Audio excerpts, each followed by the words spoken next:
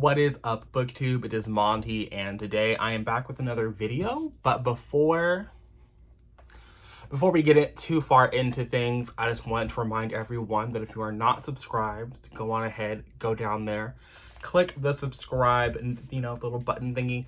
You can click the bell for notifications, all that fun YouTube-y bullshit. If you are new here, because we have some new people, over here, I'm gonna throw up a screenshot of some of my more recent content. We did a live show for the Expanse Along Book 2, so Caliban's War. That was me and Aaron. We talked about our thoughts on that installment. The Expanse Along is a year-long readathon that I was hosting. If you watch that, you'll understand that I am a little nervous about continuing. Then where most of you, most of the new faces I'm assuming are from, is my most recent discussion video on The Content Isn't Slapping. So that's there. And then I have a book haul where I talk about all of the things that I've purchased since like last September-ish, gifts, purchased things. There were a few books that I forgot to include there. So the next trimester haul will hopefully include those things, but we'll get to that bridge when we get to that bridge. I'm going to run down the 16-ish things. I think I'm looking at my spreadsheet. The Great Hunt is number 9, spoiler alert. And then my most recent read is number 25. I think that is 16 books. Because I haven't done a wrap up since January, and apparently Aaron wants to see this video. So we got a request. I will fulfill the request. Now, a lot of these I've read in a reading vlog, or they have a standalone video for them. So I'm not going to go too in depth here. I will leave things linked in the cards, and I will leave things linked in the description.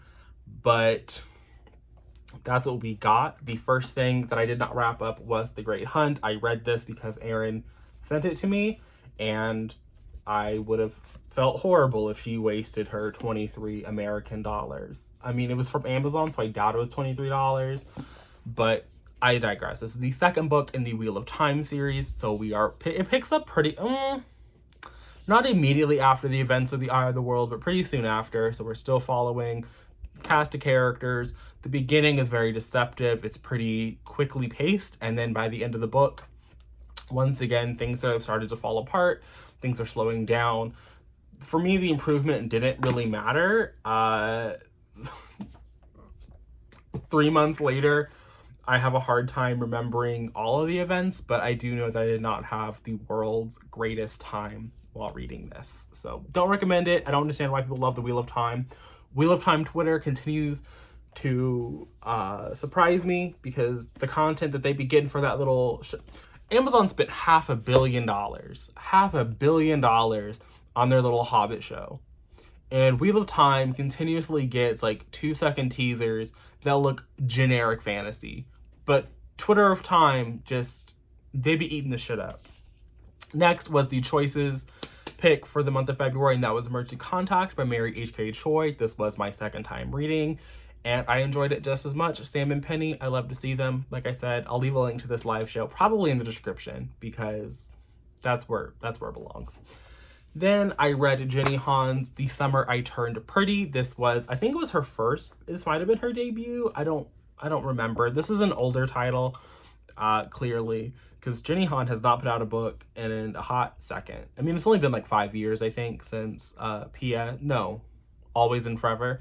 But it's not that she needs it. She got the Netflix money now. And I think this one is going to be on Amazon Prime, so she's, like I said, she's fine. But this I did not like at all. It's kind of the story of this girl who goes to a beach town every summer, and her friends there, and the relationship she develops with one of those neighbors. But then she also has a crush on his brother. It was very of the era, I think, back when this was first published. It probably was cute. But in 2021, and for someone as old as I am, it just wasn't the move, wasn't the moment. But, I'm happy this exists for other people. I'm just clearly not the target audience there. Then I read A Court of Silver Flames by Miss Sarah J. Maas, and 5 out of 5 stars. Like I said, I have a whole review video of this. Nesta, to me, is my favorite character. This was excellent. She got dicked down quite a bit. She got to deal with her trauma. She got to deal with some of the things in her past. So overall, I really love it. It's great. It is a Sarah J. Maas. You know what you're getting into. I don't think you could make it to this book if you didn't fuck with Sarah J. Maas already on some level. I think that would just be torturing yourself, and I don't know why anybody would want to do that. So, but that's I know also people don't like Nesta, but again, I think that this book is so self-contained that even though there's going to be another 2 in this like series of standalones, I think you could probably get away with not reading it. You probably could. I just don't want to see Nesta slander on my timeline. Like, I get it. You don't like her. Next is the first book that I have not done a video on, and that is Black Sun by Rebecca Rowanhorse. This was the February pick for my patrons. They wanted me to read, give them the reading vlog. So if you're a patron, you know my thoughts. You saw that reading vlog. I do not like Naranpa. She destroys this entire book for me personally, because otherwise it's pretty solid. The world building here is great. The mythology is there. The different cultures that we get glimpses at, I think, were well realized within the provided time frame. I think that because it is a high fantasy, I could have done with this being a little bit longer. Like, I just held up Silver Flames, and that was, you could see, chunky, and this is, I mean, it's probably like a similar length like an ACOTAR, but I think you could get chunkier. Like, if Robert Jordan, I think he got 600 pages in The Eye of the World, this could be 600 pages, and it's not. I think it barely cracks 400. It's not even like close to 5. So just a little bit longer, maybe some fixing of the pacing issues. And I think the fact that Naranpa was so aware of people scheming around them, and then they did nothing to kind of combat that, it really just weighed on the book, because Serapio and Ziala were excellent. Even Narampa's brother we got for like 3 seconds was great. The crow rider at the end of the story, I think it was Akoya, he was great. So it was really just Naranpa that was weighing it down, because they were so clueless, but they seemed to understand the situation that was unfolding around them. So it just, there was a disconnect there. Then I read Yoke as part of a weekly reading vlog. I didn't vlog this experience so much, as I just gave you like a quick little review at the beginning of that video. I do know that this video has chapter time, so if you are only interested in like the Yoke bit, you can skip. You don't have to watch all of it. But this was excellent. It's Mary H.K. Choi's most recent release. It's their 3rd book, and it deals with Jane and June. Jane is the younger sister, June is the older sister. She is suffering from cancer, and over the course of the novel, we find out that June has stolen Jane's identity because Jane has insurance and June doesn't. And so we have these sisters who have sort of, I don't want to say, like, they've drifted apart over time, and so they are reconnecting. And then there's also the storyline of Jane coming to terms with her eating disorder, and there's a small romantic subplot for her in this. It's great. We get to go from New York to Texas, because they are from Texas, so we get to see a scene with the whole family together. I just love Mary H.K. Choi. I think that this is really great. It is heavy because we are dealing with themes of eating disordered eating, and we have cancer storylines, so it's not for everybody. It's not a light, fun read, but 10 out of 10, cannot recommend it more, and I still think this covers everything. Then I read Grown, also in that weekly reading vlog. I think this is just R. Kelly the novelization. It's come to my attention that Tiffany D. Jackson has rejected this idea, that they say that this is not at all influenced by whatever Robert Kelly was doing. I think that's a bold-faced lie that is easily disproven based on the events of the story. And I think that the story is horrible. It's not good. It's not well done. This was a choices pick, so there's a whole live show where me and the chat just discuss this, and I don't like it. I don't get it. And I think that BookTube hyped this, and I am confusion. After Grown, I read One Last Stop by Casey McQuiston. This is an upcoming release. It'll be out next month, and I think everyone should pass on it. I know that people are very excited because it's Casey, because it's sapphic. I do not think this book is the move. I am very much interested to hear from some Asian reviewers about this, about how they think. I think, who is it? I think their name is also June. No, is it Jane? I think it's Jane. It's August and Jane. It wouldn't be August and June. That would be weird. So I want to hear some perspective on that, but I just did not like this book. I don't think that it works out well. It's a little speculative because Jane is stuck on the subway from 1970, but somehow is like in a time loop situation, and it's weird, a little bit convoluted. It was not the move for me. Like I said, there were a lot of identities in this book, a lot of non-white identities, and I know that there's a push on book Twitter for white authors to write characters that are not white. But the way that they were presented here, I felt that a lot, some of the, maybe not a lot, but I think that several of these characters, I would have felt a little bit more comfortable had they been white. And just specifically our love interest. So again, I'm going to wait to hear from some Own Voices reviewers because none of these characters were black. So I just was a little bit uncomfortable. I don't think this was the move. I don't think it was that great at all, actually. I think it was pretty lackluster in terms of a book. So that's what I have to say there. After that, I reread Leviathan Wakes for the Expands Along that I decided to host with Mina from Mina Reads and Aaron from Booked and Busy. So the first time I read this, it was a 4 out of 5 stars. Second time I read it, it was 2 out of 5 stars. Like I said, there is a whole live show. It's on Mina's channel. I'll leave that link down below as well so you can hear why I downgraded it. But overall, I think that having some distance and having read a couple of other sci-fi stories, this one just did not hit as hard as it did that first time. After Leviathan Wakes, I did a reading vlog for Daniel Green's Breach of Peace, which I read on release day, and I uploaded that video. It's up there in the cards. It's a novella, so there's not really a whole lot to say here that I didn't say there. So overall, I don't recommend it. I think that he clearly has some improving to do as an author.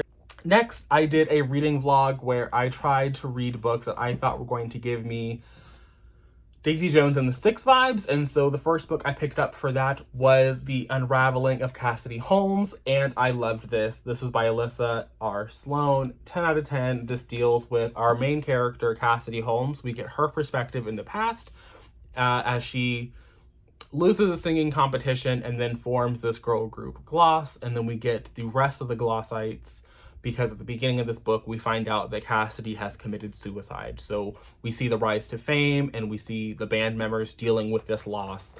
And 12 out of 10, recommend.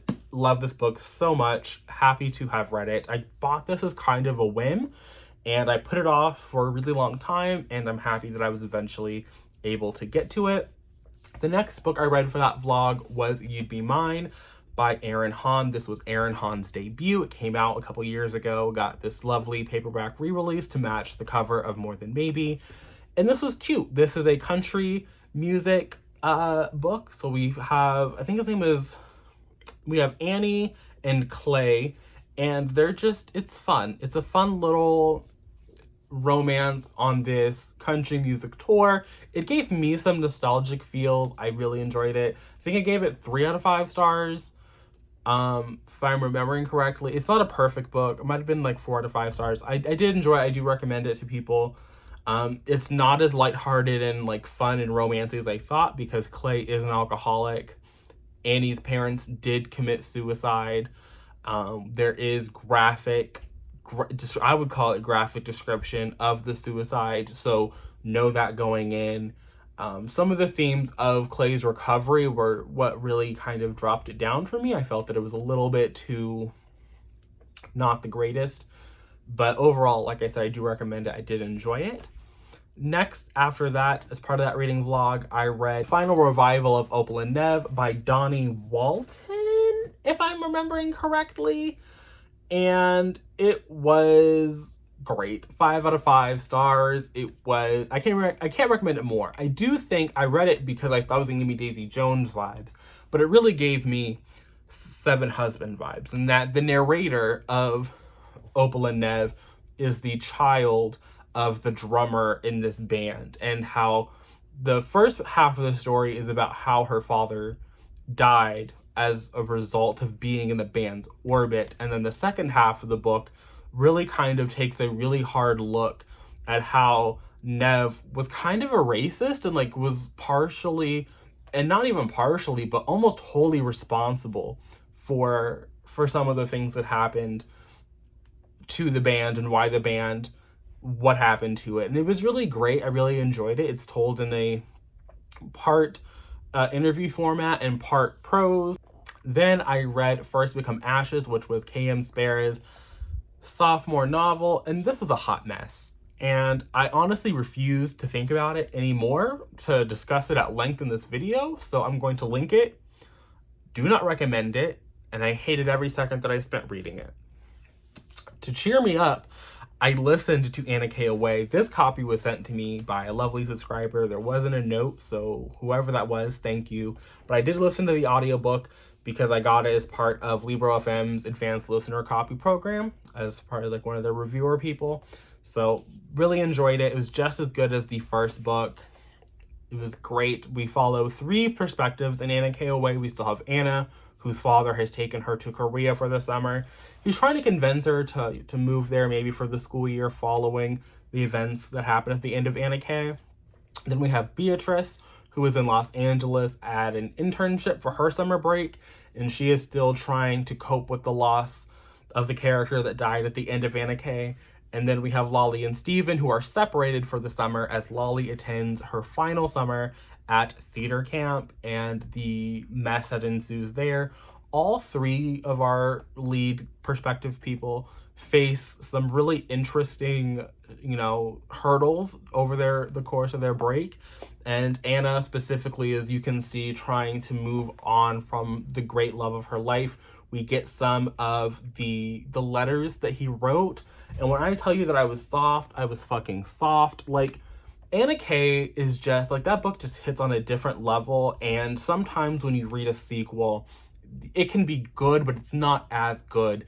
And I think that Jenny Lee really captured, like, these, like, you could have glued the books together, and I could have read it as one just really long book. So I love it. This will forever be something of a comfort read. I do still like the sort of Vanity Fair cover article quality to the writing. It's just really great. It's the same kind of writing that Kevin Kwan has. I know that like people get a little touchy when you start to compare authors of color like that, but I do think that their writing approach is from a very similar perspective. Like, they approach writing novels in the same way, in the same tone. So for me, I think that those comparisons, Crazy Rich Asians and the Anna K, are it's apt just in terms of how they approach writing prose. Next is the most recent book I read for Patreon, and that was The X Talk. So that was Rachel Lynn Solomon's adult romance debut, and I did not like that book. We follow Shay Goldstein, who is working at this public radio station for forever and a day. Newcomer Dominic Yoon, I think was his name, and he was like a serious journalist who wanted to do hard-hitting news stories, essentially. And through a series of coincidences and coercion, they eventually host this show for the radio about them being exes and giving dating advice. Now, them being exes is an entirely fabricated thing. They are lying to the audience. That is obviously what's going to be part of the third act situation. And overall, I just was not impressed with how the third act breakup was handled and how the reconciliation process went down. I also just did not believe that this man who had had one serious relationship and one serious sexual partner would be doing some of the things that he was doing in this book. It just was not the move as far as I was concerned. It felt a little bit unrealistic for me. So that's ultimately, coupled with just the way I did not care about the sex scenes, that led me to give this 1 star. It was just a steady decline in my overall enjoyment of the narrative. There's some other storylines going on, like Shay's mother is getting remarried and her best friend, kind of like that friendship explodes in the middle of the book. There's just like a lot of moving parts that just never came together to give me a cohesive narrative. And so the last book that I have to talk about is Caliban's War by James S.A. Corey. This is the second book in The Expanse, and me and Aaron just talked about this the other day on Saturday, and I still don't like it. I'm gonna leave a link to the live show where we just kind of spoil a lot of the plot and talk about the things and the characters and the things that just don't make sense and how we wish that it could have been more than what it was. I think that maybe for 2012 this was the move, but ultimately I think that Christopher Paolini's To Sleep in a Sea of Stars does a very similar plot line with a lot more science and better characters, and just an act like how this plot line should have been written is right there. And it's one book. This is 9. So, I mean, it did take Christopher Paolini a decade to write it, but book 1 in The Expanse came out a decade ago, and it's just now getting book 9. So I don't know if that's really a fair argument. If you've made it to the end of this video, you are the champion. Please leave this emoji down in the comments while you're letting me know, what you've been reading lately, what you're looking forward to. But I can finally stop talking. I'm going to go drink some water, and I'll see you, lovely viewer, in my next video, whenever that happens to be. But until then, and until next time.